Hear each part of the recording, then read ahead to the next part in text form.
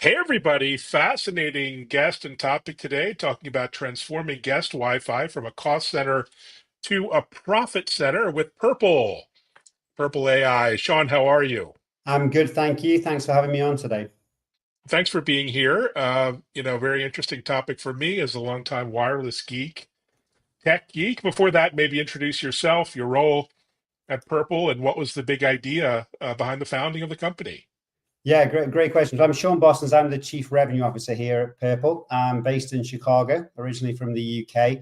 I've been with the company now for just over 5 years.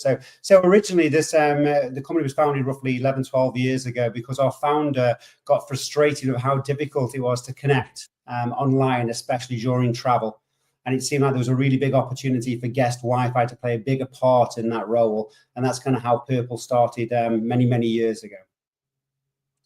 Fantastic. And, Wi-Fi used to be at that time kind of a nice to have. Of course, like air conditioning and heating, it's like a baseline expectation. But what are your customers telling you about their wants and needs, desires as far as modern Wi-Fi? Yeah, it's I guess from our side, Wi-Fi, you're completely correct, right? So Wi-Fi used to be this kind of nice to have if you could find it, but now it's become essential. So our world's become digital, very much digital first. And if you look at everything from social media to streaming, all that communication, that demand for connection is higher than ever, especially in physical venues where we know, traditional cell data can be harder to kind of use and to access. So as part of that, it's become this essential utility that a customer will expect. So that's changed that pressure on the venues now to make sure it's there. And to do that, they invest heavily into infrastructure, and that infrastructure is expensive. So all of a sudden now, Wi-Fi has become from a nice to have to an essential, but also something that's actually impacting that budget line. So they're looking for ways to make sure they can generate revenue with it rather than it being just a simple free service. Well, let's talk about a simple free service. Most venues that I go to, the Wi-Fi is pretty bad, right? Compared to my expectations, at least from home. You mentioned the investment in infrastructure connectivity. Why, haven't they kept up with, a great Wi-Fi experience? So I think it's a journey. I think obviously we're very lucky at home, especially in the United States where we have things like fiber and we can get extremely high bandwidths. And I think we almost take it for granted that there's no longer any time to wait for anything that we do. And when we do have to wait for something, it's all, instantly it's a frustration. And I think that kind of goes on to that journey where we were talking about before. Now venues are seeing Wi-Fi as an opportunity to connect with people who are in their buildings. They've realized they need to get faster bandwidth. They need to be able to connect better with their end user. And because of that, that's where that cost has come in. So when you experience slow connection, that's typically because they're early in that journey of providing something that's going to add more value to you, the end user, and hopefully over time to them as well. Yeah, interesting. And you talk about Wi-Fi as a profit center, a revenue driver. How is that? How does it look in practice? What models are working beyond just the, adding $20 a bill to my hotel stay? What else are the opportunities there? Yeah, you reference obviously a very simple one, which is paid Wi-Fi. So they're Mhm. providing you as maybe a business user, a business traveler, so you get faster bandwidth, so you can work more seamlessly. But I think in general, there's lots of other opportunities as well. So we're trying to transform that anonymous connection of, they know somebody or a device is in a building. They're trying to turn that into more of a customer interaction. So the idea is that when a customer or end user leverages your Wi-Fi within that venue, you can start to capture data, confidential data, safe data. We start to capture that data like demographics, their visiting patterns, sometimes their inferences, their interests and their preferences. And all of that data means you can start to tailor your message back to them. And I think that's what the end user wants. Research suggests you're willing to share data if you get something in return, and you don't want generic rewards. So if that data can be used to tailor their offering, to tailor rewards and benefits, you as the end user will win. And obviously that will generate revenue for the venue as well. Interesting. So you have any examples of the types of data brands are prioritizing, for that sort of personalized engagement without crossing the privacy lines that we wouldn't want them to do?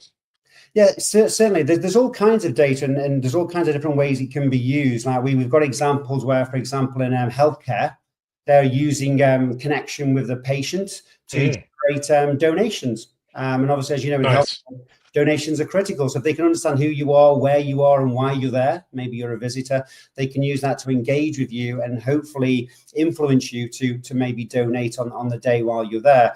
But outside of that, it's understanding things like dwell times. How long are you in a venue? If you're in a venue for a long time and you're using high bandwidth, maybe you're sitting in a coffee shop watching Netflix. So that means the venue would like something in return. So that's where paid Wi-Fi or tiered Wi-Fi Mm, certainly help them. So it's really about understanding a bit more about you so they can interact with you on a more personal level. And it's trying to understand where you are and when you're there. And by bringing all of that together, it really just presents an opportunity to influence your buying behavior at the most receptive moment possible. interesting. So you're taking foot traffic, trying to get first party insights there. Do you have any examples of like where real-time customer insights really helped the venue or the provider? Yeah, if you take, for example, sports, it's things like we Mm, know, for example, with you buy tickets usually through a third party often in this kind of day and age. That means they don't know who you are. Whereas if they know who you are, so you actually log into Wi-Fi, they capture some information about your contacts or your preferences or the fact that they've seen you before, then they can engage with you on the premise of welcome back. It's been, mm, great to see you. Because it's getting towards the end of the season, maybe they want to use that data then to push things like playoffs. So there's tickets coming up for a big event.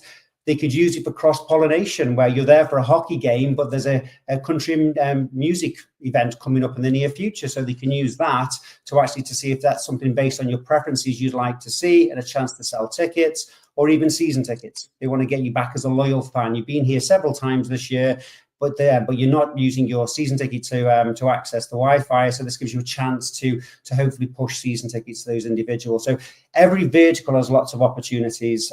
Airports, how they can use your data to understand where you are, what time your flight could be, and hopefully influence you to go into hospitality and spend a little bit more money on food and drinks, or maybe spend more time away from the gate, which is causing a bottleneck for other passengers. So there's lots of different ways they can use data about you, your preferences, your frequency, where you are, when you're there, and all of that allows them to engage and hopefully make it a better experience for you, but also a chance to generate revenue for them. very cool. So I see the opportunity from the single venue, Boston Logan, where I am all the time, or TD Garden, where I am a lot. But is there sort of a network effect as I go to multiple venues, and connect across locations, regions, countries, even? Yeah, exactly. So that can happen very quickly when brands are global. So Mm, we're lucky enough to work with a number of large brands that are all around mm, the world. So we know, for example, if you're working with a hospitality brand that are in more than one country, more than one city, they can start to understand behaviors across the country or even outside of the country. But we think that's just going to continue to grow, right? As we start to aggregate data more across these venues, Purple's in a very lucky position to understand what's happening. And one great use case from several years ago, I know we don't talk about COVID anymore, or try not to, but we did capture a huge amount of anonymous data across London, and we were using that data to help the local government to understand, are the mm. lockdown procedures helping? Are we seeing footfall traffic go lower during curfews? So that kind of data across multiple venue types, across multiple areas, really provides a huge amount of insight to help understand if things are working. And we see that going to happen more and more now. So we're going to start seeing more and more about your preferences. For example, if you've just been to Thailand on holiday and you return, maybe your local retailer will want to try and offer you Thai food because they Mm. know you just come back and you might still have a hunger for that. Or maybe, for example, if you go to local pizza restaurants, that knowledge means that your retailer will offer you pizzas on discounts or rewards because clearly you have a taste for that. So it's being able to understand your behavior across multiple types of venue, allowing them to get more personal and offering things that are valuable for you.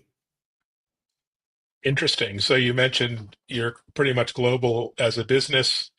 And of course, every locality has nuances and different regional requirements and customer behaviors. Also, when it comes to trust and privacy and consent, very different in Europe, the UK versus the US. How do you ensure, data security and consent to all of this? So we grew up as a country in the as a company in the UK. So Mm, GDPR was something that we know we grew up with. So data confidentiality is the first thing we think of in everything we do. But we also understand there's lots of local legislation like CCPA in California, lots of different types across all of LATAM as well. So that's always front and center for everything we do. So as we start to build relationships with brands and venues, and as they do that with their end customer, they make sure that confidentiality is there. They allow the user to opt into data and to mm, communications through marketing. They always allow the user to remove themselves from that as well. But we're, as you mentioned, we're very lucky that we are in a unique position. We are global, which means we can see all of the different legislation, but we also make sure that the data is owned by the brand we're working with, not by. mm.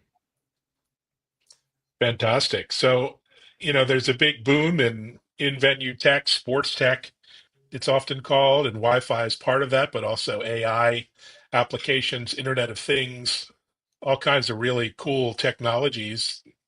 How do you see the customer experience evolving, and are you part of that big push that we see at the moment?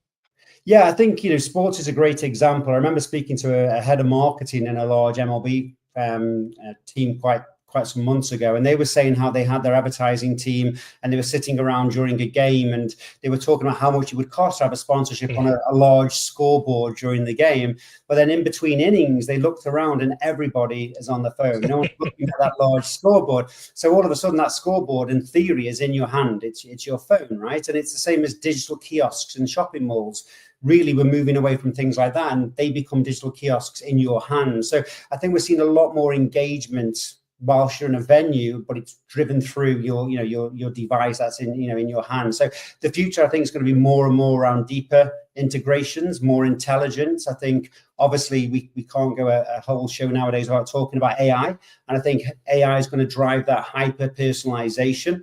It's going to create more predictability about what people want, what customers actually need, and that will then allow brands and venues to create more and more kind of interactive, bespoke, tailored experiences, and IoT devices will just continually to drive that connection, that Wi-Fi network effect, creating smarter venues all the time. Brilliant. Yeah, it's even back to hospitality. I think about when I check into a hotel room, I don't use a television and I don't use the phone, the desk phone, the bedside phone. So that's left to my laptop and my mobile. So what a great opportunity for customer engagement in the room, uh, and customer service. Um, so as you work with these various venues, how do they think about ROI for smarter Wi-Fi? What are some of the metrics they're looking at, and how do you tie into their overall strategy on the business side? I think one thing we try to be really break it down and keep it very simple. If you think about a lot of brands around the world today, they're trying to constantly communicate with you. When you're at home, when you're in your hotel room, wherever that is, they're trying to influence you to go to their venue, whether it's a store or it's a restaurant or a stadium. They're always spending huge amounts of money through social and TV. They're trying to convince you to go there. But if you imagine your experience when you walk into a retail store today, how much are they engaging with you? They've put Mm, all this effort to get you there, and now you're there. How are they engaging with you? Well, they've got generic point of sale material. They might have a loyalty card, which they have a huge amount of data on you, so they understand the way you buy and shop. But all of that tends to not be used as you walk in. So they know that you've been there because you paid on your credit card, so they can see you were there and you left. Maybe you used your loyalty card, so they can see you transacted through them that day. But all of that is when you're leaving, not when you arrive. So it seems like a lot of marketing effort happens at potentially the wrong time. If they engage with you as you walked in, that receptive moments as you go around the store, that's when they should be tailoring their message. I think what we're seeing now is brands are understanding that. And they realize that if they can start to engage with you the second you walk into their venue, if they can offer something to you at the right time, at the right place with the right message, you are far more likely to be influenced in your purchasing decision. And that literally leads to you going back more often, so more frequent visits. You're going to spend more your average wallet spend, and hopefully it's going to drive great loyalty for you. And as we know, loyalty means spending more, from a lifetime value point of view over time. So we're seeing connection, Wi-Fi, all of those things we talked about being a key part now of a digital marketing strategy for most brands and most venue types. Interesting. Yeah, it's clear Google's doing a lot in this strategy with location-based services and mapping and local commerce. And of course, they're getting all the juicy data, not so much the retailers or their advertising customers. So they're accruing all the benefits there. Just curious on the infrastructure side, how that works when it comes to the access points, the infrastructure, network management. How do you get that done with and for the brands you work with? Yeah, great question. So most venues have usually some form of access points. Maybe they're quite old, maybe they're legacy. The challenge they tend to face is that they might have different brands because over time they've grown and they've changed, and maybe they've taken advantage of offers in the market. So what's really important is to understand what the infrastructure is in place today and what it's capable of. And once again, because we've been around for quite some time, because we're a global player and we partner with a huge amount of the hardware brands, we can push our software out across all of that. We're completely agnostic. So that makes their life a lot easier, that if they are working in multi-brand environments, it's not going to cause them a problem. But not only that, in terms of driving that engagement with you, the customer, but also it allows them to look at how that network's performing. And what's really important is to be proactive in understanding how that network's performing. So the first thing you said today was you've had some terrible experiences. So that's the last thing they want. If they're investing into this infrastructure and your feedback is it doesn't really work, then that could be, that breaks their entire strategy. So what's important is that, working closely with Purple, we can obviously support the marketing teams and we can help create the engagement, all the fun things, but also we work very closely with the IT teams, and that's making sure those networks are working well, they're predictable, they're safe. We want to make sure that, that we're avoiding any form of potential liability. And all of that means we have a happy IT team using the infrastructure they've got and supporting them, making it future-proof as they change and grow, and also driving that benefit through marketing like we discussed earlier. Wow, amazing value proposition. Congratulations, onwards and upwards. Can't wait to check out my Purple Wi-Fi in the future. Perfect. Thank you very much. Thanks. And thanks everyone for listening, watching, sharing. And be sure to check out my other show, TechImpact.tv, on Bloomberg and Fox Business on Saturday. Thanks, everyone. Thanks, guys.